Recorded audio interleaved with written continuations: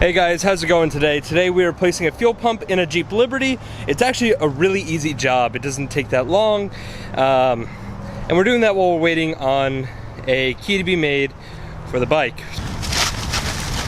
Now it's not on here hard, it's just to hold this up when we start to disconnect it. There's 4 straps around that lead up to a bolt, just like that. Just follow this metal straps that are on the tank, and there are 5/8 bolts, so that's all you have to do is unbolt that and it'll hold on your jack. Now I forgot to show this real quick, but on the driver's side of the gas tank, there's that right up there. There's not a lot of light to it, but you just have to disconnect the fuel fill part and then the tank will come down more. Alright, so once it comes off, you'll start to smell a little bit of gas, but you're free to lower the tank down more. Alright, so this is the harder part, which, here we are. This is dropped down now. And this right back there, see if I can get a better angle of it, that's the fuel pump. So you have a couple options. You can lift the Jeep up a little bit to get a little bit more access to it, or you can work under here. Personally, I've done it working under here and it just makes it kind of easy.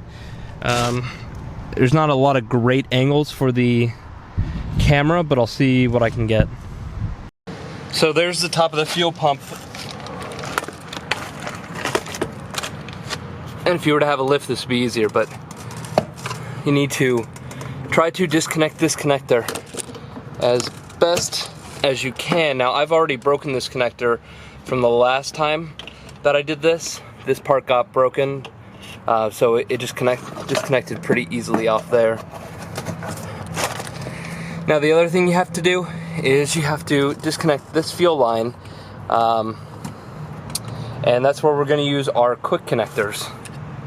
Now that we have this out, we just have to check what connector fits on this hose right here, and I think it's this one. Yeah, so this will actually slide on there and push into that, and hopefully we'll disconnect it. I hope I won't have too much problems getting it on, as this is a little bit thicker. Last time I broke this neck off trying to get it off, but we'll see. So I ended up having to trim the tool and I ended up breaking it, but even if you break it a little bit, the tool will still work. So if I were you, just do your best and I guess try to find a stubbier one. I thought this was stubby enough. I mean, the worst is that you have to break this neck off and then this tool will fit in there and it'll work. So if you want to save the neck on it, like you have to return for a warranty, try to get a tool that fits. Like I said, tried to trim this and it didn't work out too well, so it ended up breaking, but I still was able to use it. So do what you gotta. So the next part that's a little bit more difficult to show is actually tapping this ring off. And you have a ring that basically sandwiches on top, and for this ring, get a screwdriver or something and you can put it in this part right here, or if you have a little bit of an edge, you can stick it in the edge here, because a metal bar sticks up through these. So you what I did was I stuck it in the edge here and then I hammered it, and that'll loosen it up. In the past, when I got this off, I had to use a rust penetrator, but because I only did this job like a year ago, I was able just to get it off pretty easily. But personally, I like to grease seals, so that's what I did, was I rubbed a little bit of grease on that, and now it's time for reinstallation once you get the old pump out. Now, once you're gonna stick this in, like I said, it's hard because of the angle, but compress it and then it'll go in. If you try to stick it in when it's long like this, it won't. And just make sure you take this up and you ride it over here. And then when it goes in, it'll flex. So yeah, stick it in compressed. Yeah guys, that's pretty much all done. I just have to bolt the tank back up into the frame and we're done. That's it. That took an hour.